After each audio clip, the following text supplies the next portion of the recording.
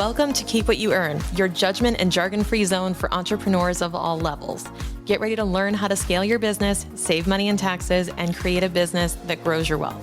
If it feels like the financial side of business is like eating your vegetables, well then think of this podcast as the ranch dressing to make the process a little more enjoyable.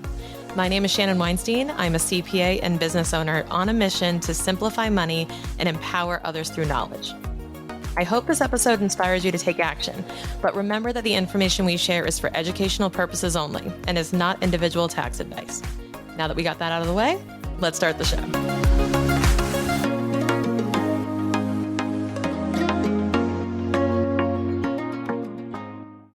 I am sure you've experienced this as an entrepreneur, without a doubt. When you are presented with what seems like an opportunity, but it's actually more of an ask of you disguised in an opportunity, enveloped in a budget-free ask. And by this, I mean someone who's approaching you, asking you to do something, make an appearance, promote something, provide your services, provide your products free of charge in exchange for exposure. We've all been there. We've all gotten the, hey, we would love to feature you. It would be great exposure for you. And then what they end up doing is saying it's unpaid, right? This is an unpaid opportunity. And I like to say an unpaid opportunity is called a favor and it's called free work. Now, I don't mean that 100% of the time. I'm going to talk to you today about how I view this idea of paying in exposure, what a fair exchange of value should be, and how you can navigate these requests in a very politeful, respectful way while also standing your ground on not doing free work if you don't want to. So you're going to come across these a lot if you haven't already. I think my Instagram DMs are flooded with these nearly daily with what I call requests disguised as opportunities. Like, oh, we would love to feature you. And then they ask you to do something for free, or they ask you to actually pay, right? And it's like, pay to be featured in our article. And I'm like, well, what type of coverage will it get? Who reads it? What are the traffic figures? And I will say, this is my number one tip for navigating these types of messages or these types of requests of you is to inquire, act curious. Don't say no out the gate because you could actually miss a solid opportunity. What I recommend doing is examining the opportunity and asking a few more questions. I'm going to tell you that 90% of the BS requests are filtered out by simply asking questions. It's kind of like telemarketers. It's like once they realize that you're not stupid and that you're not just going to say yes, they'll leave you alone because they know that they really can't provide you the answers that you're looking for.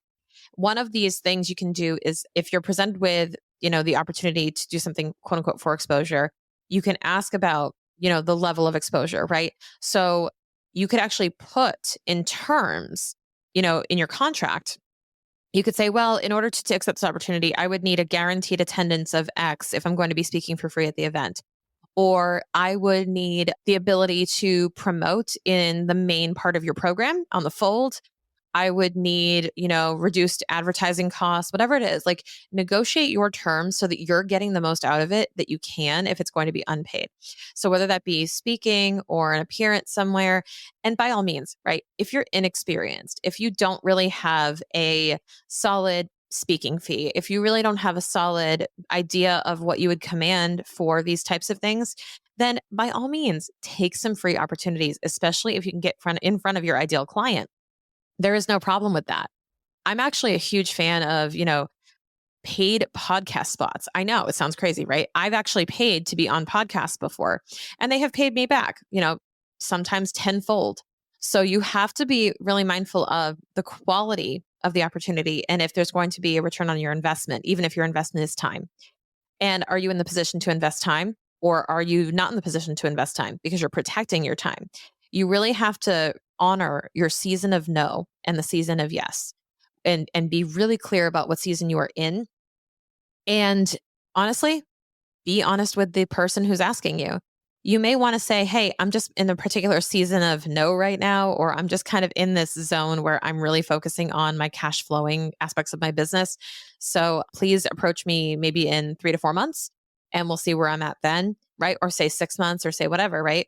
And that's totally respectful and also doesn't really give you them a hard no, but it says, come back to me later, right? So handling these types of requests is really important.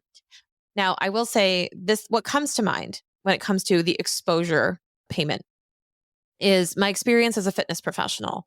So if you don't know, I worked in fitness for about 10 years through various companies. I have different, licenses and certifications in different modalities. And what I've discovered is fitness is one of the most guilty professions at doing this to you because a lot of the times the gym owners or the promoters or the companies and the brands don't really have a huge budget and they like to use exposure as their currency.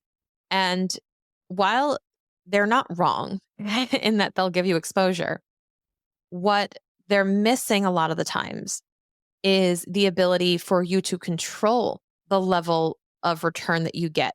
So here's my number one way to evaluate a good opportunity that is paid in exposure is what you will get after the thing that you do is. So how long the ripple will last. Here's what I mean. Let's say you're offering to or you're approached with the inquiry like to present at a conference, let's just say, or speak. If you're asked to speak at a conference free of charge, which by the way, again, for the sake of experience, absolutely consider it, right? I'm not saying don't do it. I'm saying be mindful though about what your goal is. So let's say your goal is not necessarily new experience. You are commanding a $5,000 to $15,000 speaking fee, let's say, and they're like, we want you to come and speak for free. So number one, you're like, okay, there's an opportunity cost here of I will spend my time. I will probably spend my money to travel out there. I will probably spend my money on meals. Here are the questions you need to ask yourself. Who will be there, right? Who will I be able to meet and interact with and connect with there?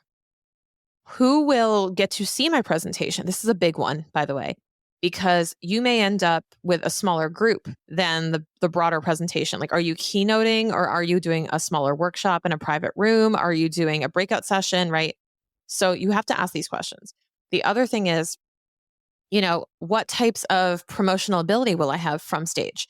So will I be able to share a QR code at the end of my presentation that leads people to a lead magnet, right? If you can do that, if that's within, good taste for the event, especially if it's free, in my opinion, they should let you do this. It's kind of they're not going to pay you. They should let you collect leads, in my opinion.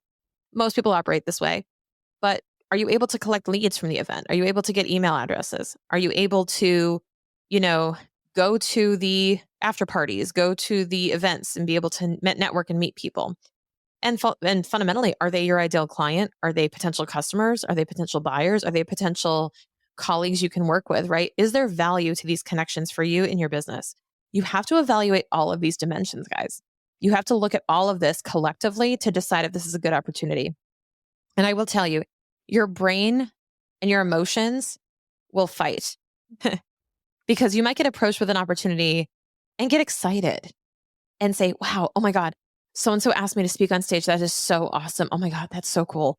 I've always wanted to do that. I've been to their events. I can't wait to speak. And then you go, wait a minute, does this actually make sense? So another thing I would do is pause, take a breath, and not say yes right away. Maybe say, and I've done this before, I need to go talk to my C-suite team. I need to go talk to my board and I'll get back to you. Give them a time frame though. Say, I'll get back to you in less than 2 days. Get back to you by Friday. Get back to you tomorrow, whatever. And say, I just need to confirm with my CFO, for example. I have it in my budget to do that. I have to confirm with my assistant and operations manager that I'm available, right? Use anything you need to buy yourself some time to come off of the high emotional state that you might be in and getting excited and to think logically about this opportunity. Before you say yes, just make sure that it makes sense for your profit, your bottom line, your opportunities, your sales, whatever it is, your line of business. Because what you want to do is make sure it's not a distraction. You don't want to just say yes to every opportunity just because. And by all means, there will be a season in your early stages where it feels like that's kind of what you're doing. And I'm not saying not necessarily to do that because I think that's how we learn, right? The opportunities we want to say hell yes or hell no to. But if I could go back in time and I could tell Shannon 4 years ago something, it would be, you don't have to say yes to everybody. You don't have to say yes to everything. Exposure isn't a currency that they can really argue unless they can prove it. Make them prove the exposure. Make them prove that ask for numbers. Ask for what is the attendee list? What are you expecting for attendance? Okay, great. Maybe there is a way to do this. I've seen this done. if you take nothing else away, just know this is a possibility and get creative. With your contract, if the attendance at an event, let's say it's speaking, if the attendance at an event is very much unpredictable, right? And the attendance at the event is your value driver. So you have to identify, like, what is the value driver? It's the number of people in the room that will see and hear you, right? That you'll be able to connect with. So the more people in the room, the higher the value of the experience, obviously. So now you cannot control how many people are in that room. So if the host does a crap job of marketing it, if the host kind of just, I don't know, phones it in and they book you to speak, but there's like 30 people in the room and you expected 300, put something in your contract that has my speaking fee will be waived as long as there are, let's say it's 300 butts in seats or 200 butts in seats, right? You want to make sure you're clear on it will be free so long as I am presented with enough opportunity. This is a mistake that I made. I need to add this to my contract that if there is, less than X number of people present, that my speaking fee gets activated. Because if I'm not going to be getting, exposure, then I'm not getting anything of value.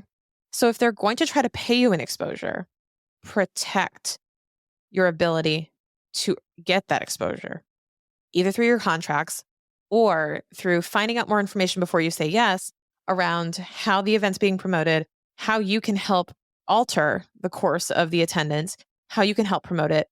Maybe you can promote the event and they'll, you'll get more value out of it, right? You can negotiate that too and your role in promoting. There's so much stuff that's open-ended. That's the cool part. So I'm using speaking as a really good example, but I think that there's a lot of different ways that you'll get exposure, right? From doing a free service. Even, okay, I've seen this asked so many times on Instagram, right? Is like, will you make me a free, like somebody who has an Etsy store, will you make me something for free and I'll promote it on my Instagram? My next question is, how many followers do you have? I wouldn't even have to ask them. I can go look at how many followers they have, how engaged their audience is. And you can actually see, like, are they your ideal type of customer? Would they actually buy something? Does this person promote other things on there? You want to be sort of interviewing these people. I would not say yes right away, for sure.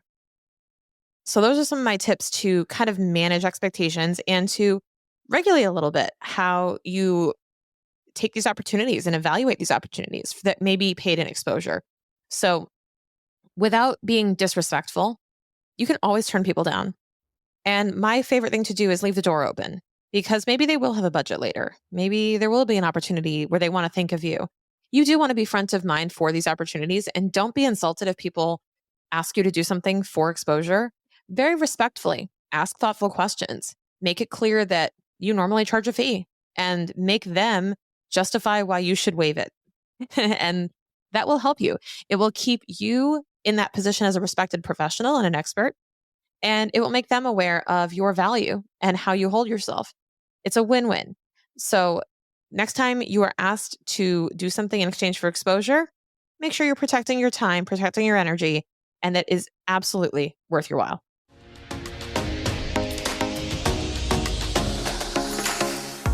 If you're an entrepreneur who's just starting out, it can be overwhelming to think about all the responsibilities you have when it comes to financial management and taxes. Even if you've been binging this podcast, implementing all of it can be really stressful if you don't have a clear list of action steps and know exactly what you should be doing right now.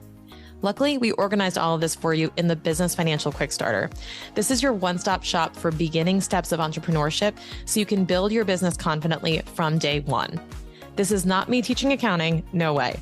It's a specific set of essential action steps to save you a lot of time, money, and headaches as you embark on your own entrepreneurship journey. We cover everything from setting up your business bank account all the way through avoiding a surprise tax bill.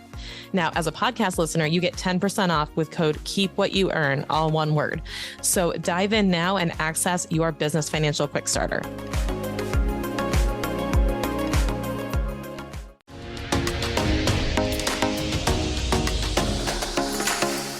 Thank you so much for listening. If you enjoyed this episode, please leave a rating and review on your podcast platform. This small action goes a long way for podcasters to get our message heard by more business owners just like you. Be sure to check out the show notes for links to information about our guests and ways to get in touch with me. We'll see you on the next episode.